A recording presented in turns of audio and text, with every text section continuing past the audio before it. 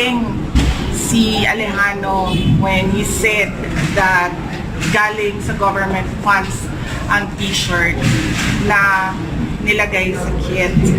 So, yan yung sinasabi ko kagabi pa na kine-question nila yung isang candidate na sinusuportahan ng HNP about honesty.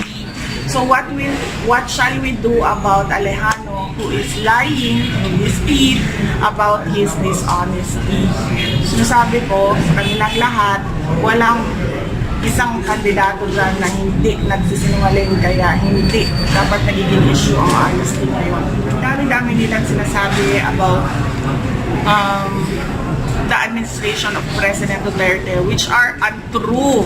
So, that also reflects on their honesty and credibility. So, ano nang gagawin natin sa kanila? Kasi sinasabi nila, the issue is not about a college degree, but honesty. So, anong gagawin natin sa kanila? Tulad ni Alejandro, nagsisinungaling.